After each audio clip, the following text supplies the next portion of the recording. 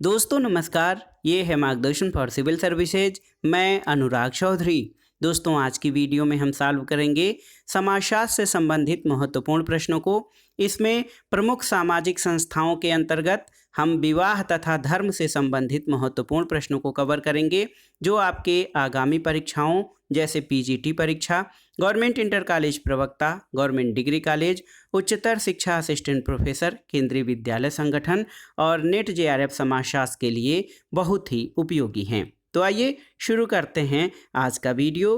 प्रमुख सामाजिक संस्थाओं के अंतर्गत विवाह तथा धर्म से संबंधित महत्वपूर्ण प्रश्न।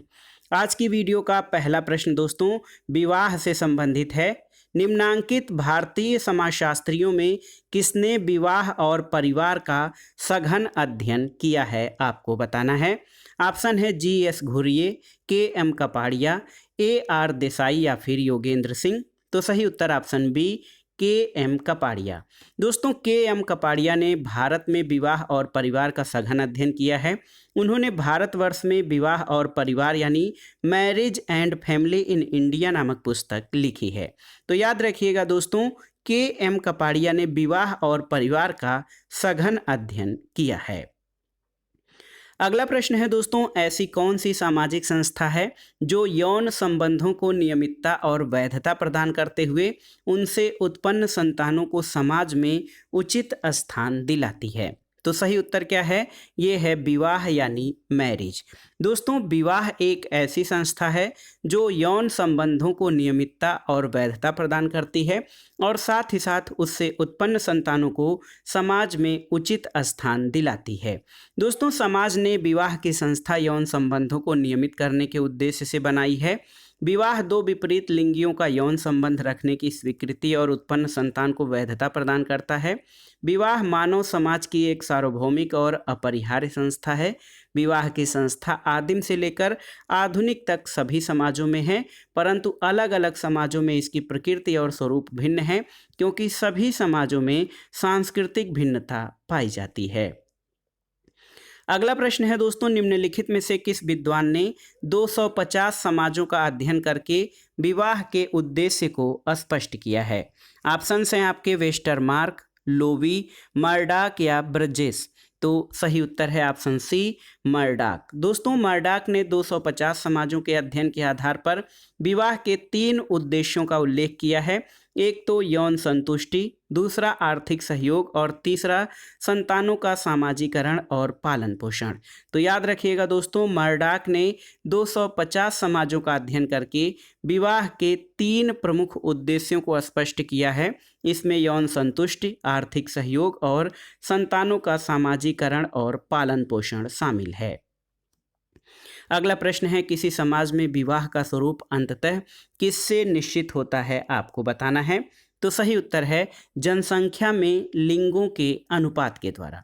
तो आप जान लीजिए दोस्तों, सामाजिक संगठन और उसके स्थायित्व के लिए ये जरूरी है कि स्त्री और पुरुषों की संख्या में समानता हो। यदि पुरुषों की संख्या कम होगी और स्त्रियों की संख्या अधिक होगी तो पुरुष वर्ग का महत्व बढ़ेगा।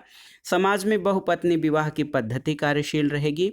इसके विपरीत यदि पुरुषों की संख्या अधिक है, स्त्रियों की संख्या कम है, तो बहुपति विवाह प्रचलित होगा। एक संतुलित समाज या बैलेंस्ड सोसाइटी के लिए ये जरूरी है कि स्त्रियों और पुरुषों की संख्या में समान अनुपात हो। और अगर जो जनगणना 2011 के आंकड़ों को देखें तो भारत का लिंगानुपात 1000 और 943 है, यानी 1000 पुरुषों के पीछे स्त्रियों की संख्या, महिलाओं की संख्या 943 है।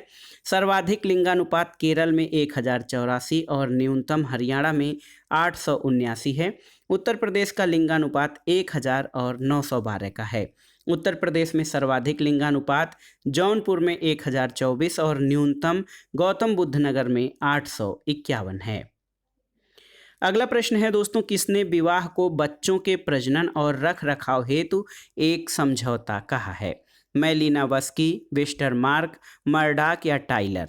तो सही उत्तर क्या हो जाएगा दोस्तों? सही उत्तर ऑप्शन ए हो जाएगा, मैलिनोवस्की। दोस्तों मेलिनावस्की के अनुसार विवाह बच्चों के प्रजनन और देखभाल के लिए एक समझौता है। वहीं वेस्टरमार्क जो है विवाह एक या अधिक पुरुषों या एक या अधिक स्त्रियों के साथ होने वाले संबंध से मानते हैं, जिसे प्रथा या कानून स्वीकार करता है और जिससे विवाह करने वाले व्यक्तियों के और उनके पैदा हुए संभावित बच्चों के बीच एक दूसरे के प्रति पैदा होने वाले अधिकारों और कर्तव्यों का समावेश होता है। मर्डॉक के अनुसार एक साथ रहते हुए नियमित यौन संबंध और आर्थिक सहयोग रहने को विवाह कहा जाता है। अगला प्रश्न है, निम्न में से कौन सा कारक विवाह रूपी संस्था की उत्पत्ति में महत्वपूर्ण नहीं है? देखिए, यौन संतुष्टि, लिव इन रिलेशनशिप, इस प्रकार के संगठन से उत्पन्न बच्चों की वैधता या आर्थिक सहयोग। तो दोस्तों यौन संतुष्टि, बच्चों की वैधता और आर्थिक सहयोग ये विवाह रूपी संस्था में महत्वपूर्ण है। लिव इन रिलेशनशिप महत्वपूर्ण नहीं है। ऑप्शन बी आपका सही उत्तर हो जाएगा।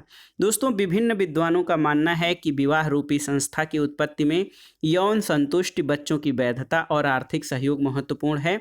लिव इन रिलेशनशिप में विवाह आवश्यक नहीं है। अब आइए अगले प्रश्न पर चलते हैं। दोस्तों विवाह शिशु उत्पादन और अनुरक्षण के लिए एक अनुबंध है। यह परिभाषा किसके द्वारा दी गई है आपको बताना है। तो सही उत्तर याद रखिएगा, ये परिभाषा मेलिनावस्की के द्वारा दी गई है। ऑप्शन सी आपका सही उत्तर है। बी मेलिनावस्की के अनुसार विवाह शिशु उत्पादन और अनुरक्षण के लिए एक अनुबंध है, यानी marriage is a contract for the production and maintenance of children. ये परिभाषा मेलिनावस्की की है। अगला प्रश्न देखिए, विवाह की परिभाषा है कि विवाह बीमार आत्माओं के लिए एक अस्पताल है। ऐसा कथन किसने कहा है? तो सही उत्तर है लूथर। दोस्तों लूथर का कहना है कि विवाह बीमार आत्माओं के लिए अस्पताल है, यानी marriage is a hospital for sick souls. तो याद रखिएगा ये कथन लूथर का है। अगला प्रश्न है, ये किसने कहा है कि विवाह नातेदारी का स्रोत है? W Westermarck, Irawati Karve, B Malinowski या रॉबर्ट रेडफील्ड। तो सही उत्तर ऑप्शन सी बी मेलिनावस्की। दोस्तों विवाह नातेदारी का स्रोत है, यानी marriage is the fountain head of kinship, ये कथन बी मेलिनावस्की का है। तो याद रखिएगा बी मेलिनावस्की विवाह को नातेदारी का स्रोत मानते हैं। अगला प्रश्न है, विवाह स्वयं में एक संस्था है, प्रथा नहीं, ये कथन किसका है आपको बताना है। तो सही उत्तर है आर एम मैकाइवर और सी एच पेज। दोस्तों मैकाइवर और पेज विवाह को एक संस्था मानते हैं, प्रथा नहीं मानते हैं। मैकाइवर और पेज ने कहा है कि विवाह स्वयं में एक संस्था है, न कि प्रथा। संस्थानों में बाहरी चिन्ह होते हैं। जब हम संस्थानों की बात करते हैं तो हम नियंत्रण की प्रणाली के बारे में सोचते हैं, जो व्यक्तिगत संबंधों से परे होती है। अगला प्रश्न है दोस्तों, कौन मानता है कि एक विवाह है, रहा है और रहेगा केवल एक सही विवाह का प्रकार? तो सही उत्तर क्या है? दोस्तों सही उत्तर ऑप्शन बी मेलिनावस्की का कथन है। दोस्तों मेलिनावस्की ने वेस्टरमार्क का समर्थन करते हुए लिखा है कि विवाह है, रहा है और रहेगा केवल एक सही विवाह का प्रकार, यानी एक विवाह ही विवाह का एकमात्र सही रूप है, रहा है और रहेगा, ये मेलिनावस्की का कथन है। अगला प्रश्न है दोस्तों, विवाह का उद्गम परिवार में है, न कि परिवार का विवाह में, ये कथन किसका है? ऑप्शन देखते हैं, गिलिन एवं गिलिन, वेस्टरमार्क, बोगार्डस या हाबेल। तो सही उत्तर है वेस्टरमार्क। दोस्तों वेस्टरमार्क का कथन है कि विवाह की जड़ें या उद्गम परिवार में है, न कि परिवार की विवाह में। अगला प्रश्न है कि किसने कहा है विवाह नियमित यौन संबंधों से कुछ अधिक है, ये किसका कथन है? तो सही उत्तर ऑप्शन सी वेस्टरमार्क का कथन है कि विवाह नियमित यौन संबंधों से कुछ अधिक है। Marriage is more than regular sex relationships, ये वेस्टरमार्क का कथन है। अगला प्रश्न है, विवाह का समाजशास्त्री संदर्भ केंद्रित रहता है किस पर? देखिए ऑप्शंस हैं, भूमिकाओं की व्यवस्था पर, शिशु पालन की प्रक्रिया पर, संस्कारों और समारोहों पर, या फिर पुरुषों और स्त्रियों के मध्य यौन संबंधों पर। तो सही उत्तर है ऑप्शन ए भूमिकाओं की व्यवस्था पर विवाह का समाजशास्त्री संदर्भ केंद्रित रहता है। विवाह का समाजशास्त्री संदर्भ भूमिकाओं की व्यवस्था पर केंद्रित रहता है। संतति के जन्म से जुड़ी संस्थाओं में विवाह एक महत्वपूर्ण संस्था है। विवाह के माध्यम से नए संबंधों की स्थापना होती है और संबंधों के माध्यम से भूमिकाओं का पालन किया जाता है। अगला प्रश्न है, समाजशास्त्री परिप्रेक्ष्य के अनुसार विवाह का अध्ययन किस पर आधारित है, आपको बताना है। ऑप्शन देखिए, कर्मकांड और संस्कार पर, पुरुष एवं स्त्री के बीच यौन संबंध पर, शिशु पालन की प्रक्रिया या भूमिकाओं की व्यवस्था। तो सही उत्तर है, समाजशास्त्री परिप्रेक्ष्य के अनुसार विवाह का अध्ययन भूमिकाओं की व्यवस्था पर आधारित है। ऑप्शन डी आपका सही उत्तर हो जाएगा। अगला प्रश्न है दोस्तों, विवाह अति वैयक्तिक प्रकार की व्यक्तिगत संतुष्टि का उपकरण मात्र नहीं बल्कि एक सामाजिक क्रियाविधि भी है, जिसे सामाजिक दृढ़ता को पोषित करते हुए रचा गया है। और विवाह के संबंध में ये कथन किसके द्वारा दिया गया है? तो उत्तर है मजूमदार एवं मदन ने। दोस्तों, विवाह के संबंध में ये कथन मजूमदार एवं मदन ने दिया है। उनका मानना है कि विवाह से यदि वैयक्तिक स्तर पर शारीरिक यानी यौन और मनोवैज्ञानिक संतान प्राप्ति के संतोष प्राप्त होते हैं, तो व्यापक सामूहिक स्तर पर इससे समूह और संस्कृति के अस्तित्व निर्वाह में योग मिलता है।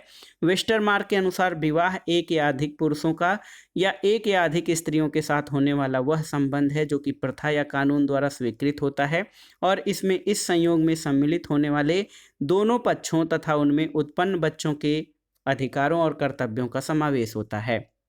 इसी प्रकार एंडरसन और पार्कर के अनुसार विवाह एक या अधिक पुरुषों तथा एक से अधिक स्त्रियों के बीच समाज द्वारा स्वीकृत अस्थायी संबंध है, जिसमें पितृत्व हेतु संभोग की आकांक्षा निहित है। अगला प्रश्न है, पिता की बहन की पुत्री के साथ विवाह किस प्रकार का विवाह कहलाता है? ऑप्शन है देखिए, surrogate, paternal cross cousin marriage, endogamy या हाइपोगैमी।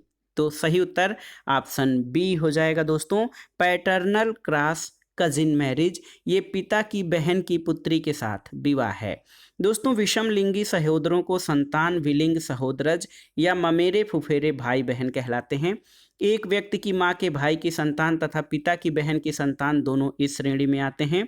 मानव शास्त्र और समाजशास्त्री साहित्य में इस अवधारणा का प्रयोग वैवाहिक संबंधों में वरीयता की धारणा को स्पष्ट करने के संबंध में किया गया है। जब विषमलिंगी सहोदरों की संतानों में विवाह होता है तो इसे विलिंग सहोदरज विवाह या ममेरा विवाह कहते हैं। यदि एक व्यक्ति अपने मामा की लड़की से विवाह करता है तो इसे मातृपक्षीय विलिंग सहोदरज विवाह या मैट्रिनियल क्रॉस मैरिज कजिन मैरिज कहते हैं। लेकिन यदि वह अपने बुआ यानी पिता की बहन की लड़की से विवाह करता है तो इसे पितृपक्षीय विलिंग सहोदरज यानी पैटर्नल क्रॉस कजिन मैरिज कहा जाता है। अगला प्रश्न है दोस्तों, देवर विवाह संपन्न होता है जब एक पुरुष विवाह करता है किससे? अपनी मृत पत्नी की बहन से, उच्च जात की स्त्री से, निम्न जात की स्त्री से या अपने मृत भाई की विधवा से। तो सही उत्तर है, देवर विवाह तब संपन्न होता है जब एक पुरुष अपने मृत भाई की विधवा से विवाह करता है। पतिभ्राता विवाह या लेवीरेट दोस्तों, ये एक प्रथा है। इसके अनुसार एक विधवा अपने पति के किसी भी एक भाई के साथ विवाह करती है। विभिन्न समाजों में इस प्रथा के भिन्न रूप तथा इससे जुड़े हुए दायित्वों में भिन्नता हो सकती है। यदि विधवा पति के बड़े भाई से विवाह करती है तो ये ज्येष्ठ विवाह कहलाता है, और इसके विपरीत पति के छोटे भाई से किया गया विवाह देवर विवाह या भाभी विवाह कहलाता है। अगला प्रश्न है दोस्तों, लेवीरेट विवाह क्या होता है? तो सही उत्तर है, लेवीरेट विवाह दिवंगत पति के भाई के साथ विवाह, इसको देवर विवाह, देखिए दोस्तों, देवर विवाह या भाभी विवाह भी कहा जाता है। ये दिवंगत पति के भाई के साथ विवाह लेवीरेट विवाह होता है। अगला प्रश्न है, लेवीरेट से बोध क्या होता है? तो सही उत्तर है, लेवीरेट से बोध होता है मृत पति के भाई तथा उसकी विधवा स्त्री में विवाह, ये लेवीरेट विवाह कहलाता है। अगला प्रश्न है दोस्तों, देखिए बहुत ही महत्वपूर्ण है, देवर विवाह और साली विवाह किसके उदाहरण हैं, आपको बताना है। देवर विवाह और साली विवाह किसके उदाहरण हैं? देखिए सही उत्तर आपका क्या हो जाएगा, अधिमान्य विवाह जो है इसको प्रेफरेंशियल मैरिज कहा जाता है। ऑप्शन सी आपका सही उत्तर है। जब किसी व्यक्ति को अन्य किसी व्यक्ति से विवाह करने का विशेष अधिकार प्राप्त होता है तो इसको अधिमान्य या प्रेफरेंशियल मैरिज कहा जाता है।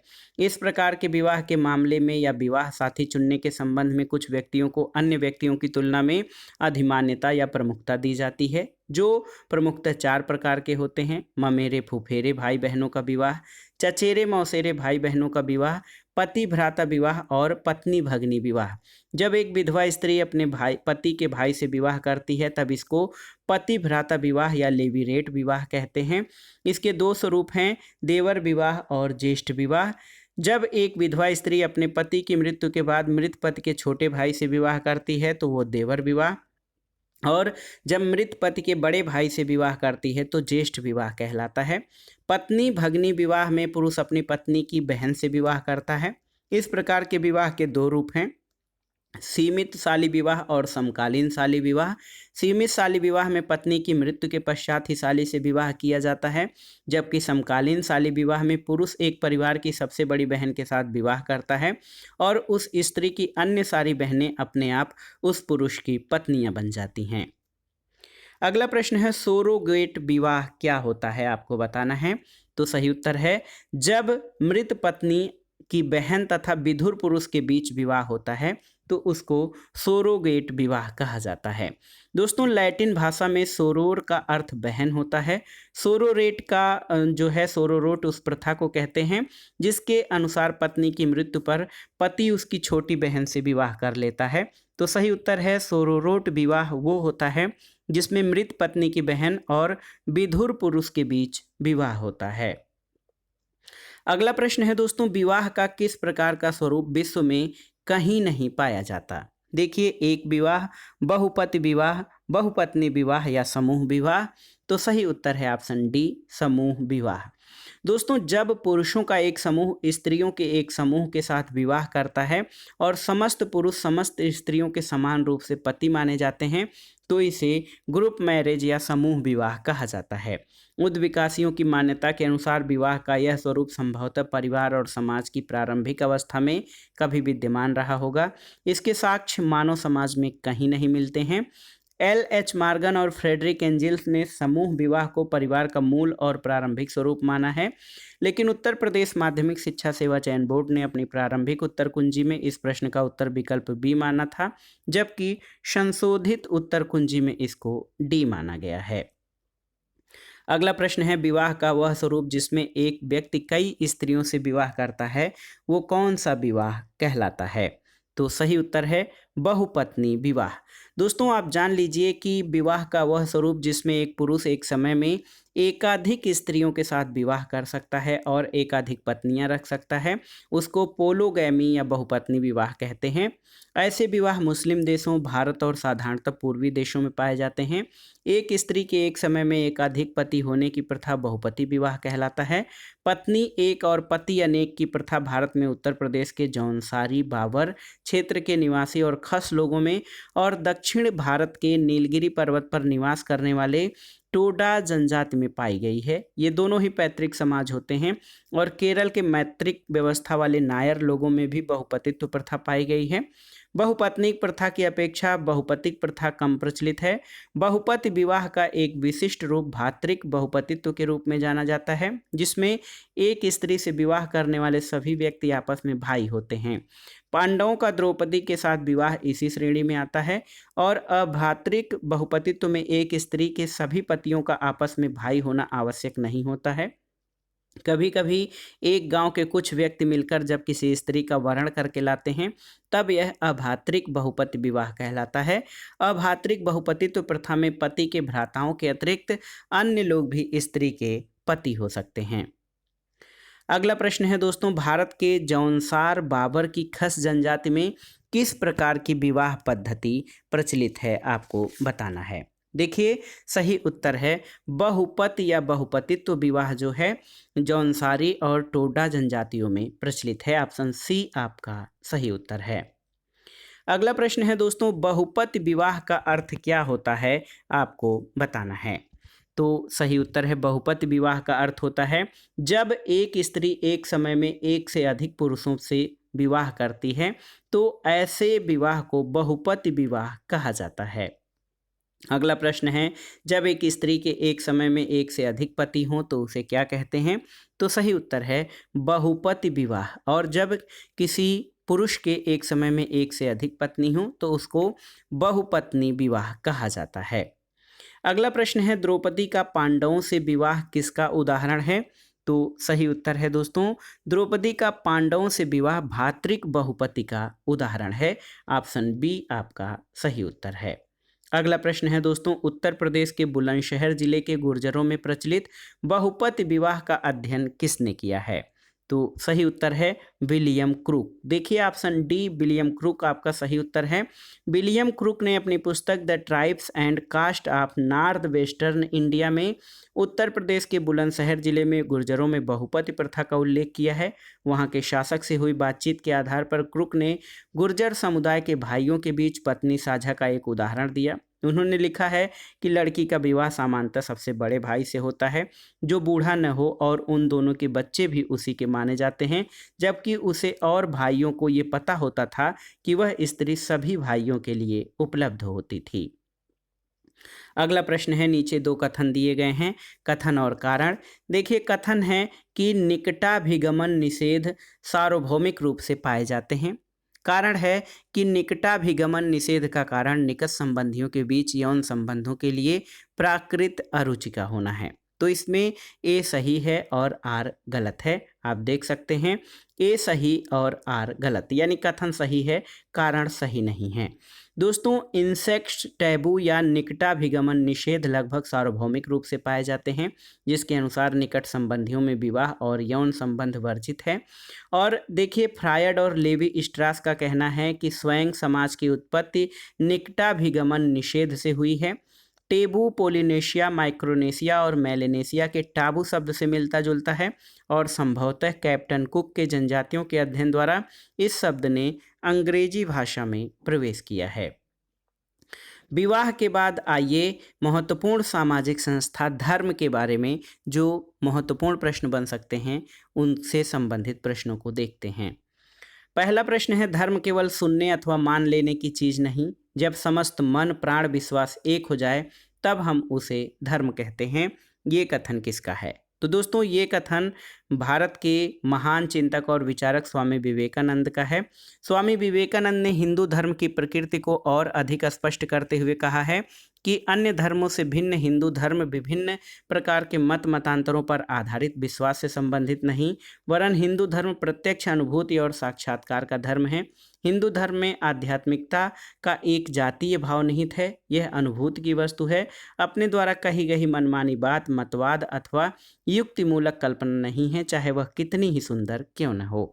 और आत्मा को ब्रह्म के रूप में समझ लेना, उसका साक्षात्कार करना, यही धर्म है। धर्म केवल सुन लेने या मान लेने की चीज़ नहीं, बल्कि जब समस्त मन प्राण विश्वास के साथ एक हो जाएं, इसी को हम धर्म कहते हैं। जो व्यक्ति जितना निस्वार्थी और कर्तव्यपरायण है वह उतना ही अधिक आध्यात्मिक और शिव के समीप है। इसी प्रकार डॉक्टर राधाकृष्णन का कथन है कि जिन सिद्धांतों के अनुसार हम अपना दैनिक जीवन व्यतीत करते हैं वही धर्म है। यह जीवन का सत्य है और हमारी प्रकृति को निर्धारित करने वाली शक्ति है। पीवी काड़े ने दोस्तों भारतीय जीवन में धर्म को परिभाषित करते हुए कहा है कि धर्म शब्द से शास्त्रकारों का अभिप्राय किसी ईश्वरीय मत अथवा संप्रदाय से नहीं, बल्कि जीवन के एक ऐसे तरीके अथवा आचरण की ऐसी संहिता, कोड ऑफ कंडक्ट से है जो एक व्यक्ति के रूप में और समाज का सदस्य होने के रूप में व्यक्ति की क्रियाओं को नियमित करती है और जिसका प्रयत्न व्यक्तित्व का क्रमबद्ध विकास करना और व्यक्ति को इस योग्य बनाना है कि वो मानव अस्तित्व के लक्ष्य को प्राप्त कर सके। मैक्स मूलर ने धर्म की उत्पत्ति प्रकृति के भय के कारण माना है। अगला प्रश्न है, निम्नलिखित में से किस धर्म में अनन्य और अद्वितीय मूल ग्रंथ नहीं है? यहूदी, ईसाई, हिंदू या इस्लाम? तो सही उत्तर है हिंदू धर्म। दोस्तों हिंदू धर्म जड़ नहीं है, इसका जन्म किसी देवदूत की घोषणा के फलस्वरूप नहीं हुआ। वैदिक काल के पहले दर्शन का विकास हुआ और ऋग्वेद के रचनाकार विद्वानों ने प्रकृति को नियमबद्ध पाया और उन्होंने प्रकृति की नियमबद्धता का नाम रीत रखा था। प्रकृति के तत्वों का धर्म नियमबद्ध है और इसी से प्रेरित होकर पूर्वजों ने आचार शास्त्र गढ़ा, जिसे सनातन धर्म कहा गया। हिंदू धर्म पर किसी ग्रंथ का बोझ नहीं, वे कोई भी विचार अपना सकते हैं, अतः हिंदू धर्म में अनन्य और अद्वितीय मूल ग्रंथ नहीं है। अगला प्रश्न है दोस्तों, धर्म आध्यात्मिक शक्ति में विश्वास है, ये कथन किसका है, आपको बताना है। धर्म आध्यात्मिक शक्ति में विश्वास है, तो सही उत्तर है ये कथन E.B. टायलर का है। E.B. टायलर एक मानवशास्त्री रहे हैं। इन्होंने धर्म को परिभाषित करते हुए कहा है कि एक अलौकिक सत्ता में विश्वास धर्म है, और समाजशास्त्री इमाइल दुर्खीम के अनुसार धर्म विश्वास की एक बद्धता है और इसमें पवित्र वस्तुओं से संबंधित क्रियाएं होती हैं। E.B. टायलर ने अपनी पुस्तक प्रिमिटिव कल्चर में धर्म की उत्पत्ति के सिद्धांत को आत्मावाद के सिद्धांत के रूप में प्रस्तुत किया। J.G. फ्रेजर ने अपनी पुस्तक गोल्डन बो में धर्म की उत्पत्ति का सिद्धांत जादू और धर्म के बीच अंतर करते हुए किया, और इमाइल दुर्खीम ने अपनी पुस्तक the elementary forms of religious life में धर्म की उत्पत्ति के सभी विद्यमान सिद्धांतों को निरस्त कर दिया। उन्होंने धर्म का समाजशास्त्री सिद्धांत प्रस्तुत किया। उनके अनुसार प्रत्येक धर्म में साधारण और पवित्र के रूप में वस्तुओं का विभाजन होता है। अगला प्रश्न है, धर्म अलौकिक शक्ति में विश्वास है, ये कथन किसका है, तो सही उत्तर है ये कथन टायलर का है। ऑप्शन बी आपका सही उत्तर है। धर्म अलौकिक शक्ति में विश्वास है, टायलर का कथन है। अगला प्रश्न है दोस्तों, टायलर ने धर्म की व्याख्या किस दृष्टिकोण से की है, तो सही उत्तर है तात्विक। देखिए ऑप्शन बी आपका सही उत्तर है। दोस्तों, टायलर द्वारा की गई धर्म की व्याख्या तात्विक दृष्टिकोण को प्रस्तुत करती है। टायलर के अनुसार धर्म देवी देवताओं और अन्य अधिमानवीय प्राणियों जैसे पूर्वज तथा आत्माओं के प्रति विश्वास और इनसे संबंधित कर्मकांड है। अगला प्रश्न है, धर्म अलौकिक शक्ति में विश्वास पर आधारित है, जिसमें आत्मावाद और मानववाद दोनों सम्मिलित हैं, यह किस विद्वान ने कहा है, तो ऑप्शन है हॉबेल, टायलर, क्यूबर और जॉनसन। तो सही उत्तर है ऑप्शन ए हॉबेल। दोस्तों, E.A. हॉबेल के अनुसार धर्म अलौकिक शक्ति में विश्वास पर आधारित है, जिसमें आत्मावाद और मानववाद दोनों सम्मिलित हैं। एडवर्ड टायलर के अनुसार धर्म आध्यात्मिक शक्ति में विश्वास है, और क्यूबर एक विचारक हैं, उनका मानना है कि धर्म सांस्कृतिक जीवन से संबंधित व्यवहार का वह प्रतिमान है जिसका निर्माण पवित्र विश्वासों से संबंधित उद्वेगपूर्ण विचारों और उन्हें व्यक्त करने वाले बाहरी आचरण से होता है। जॉनसन के अनुसार धर्म कम या अधिक मात्रा में अलौकिक शक्तियों, तत्वों तथा आत्मा से संबंधित विश्वासों और आचरणों की एक संगठित व्यवस्था है। अगला प्रश्न है, E.B. टायलर की दृष्टि में निम्नांकित में से कौन सा धर्म का सबसे पुराना स्वरूप था, आपको बताना है। तो सही उत्तर क्या है, जीवित सत्तावाद। दोस्तों, E.B. टायलर ने अपनी पुस्तक प्रिमिटिव कल्चर, याद रखिएगा टायलर की पुस्तक है प्रिमिटिव कल्चर, इसमें धर्म की उत्पत्ति के विषय में अपना स्पष्ट दृष्टिकोण प्रस्तुत किया है।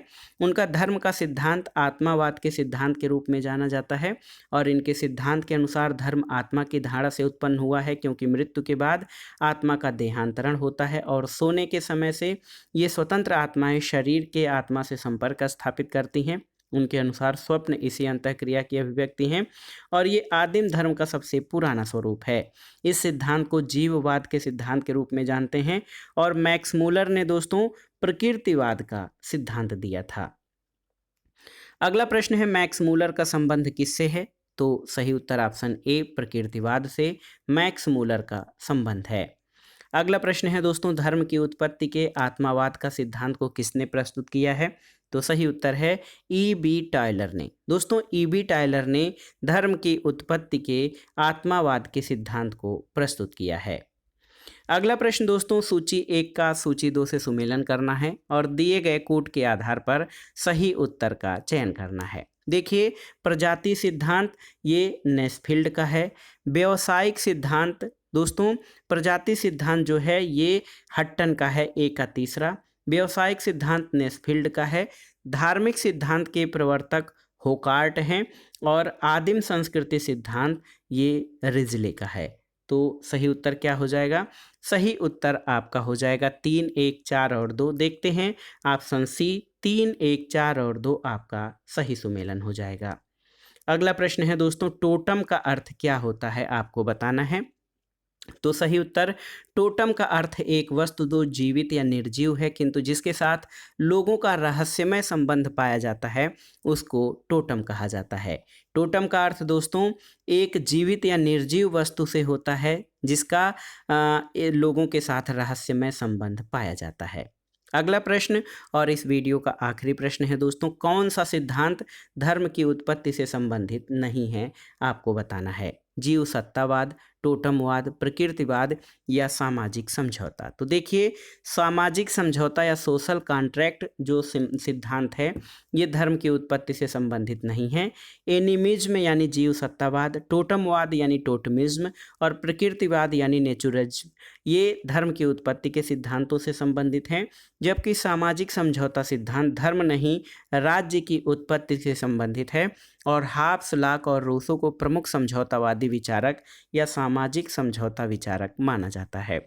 तो दोस्तों ये था आज का वीडियो। समाजशास्त्र के महत्वपूर्ण प्रश्नों के अंतर्गत इस वीडियो में आपने महत्वपूर्ण सामाजिक संस्थाओं के अंतर्गत विवाह तथा धर्म से संबंधित महत्वपूर्ण प्रश्नों को कवर किया है।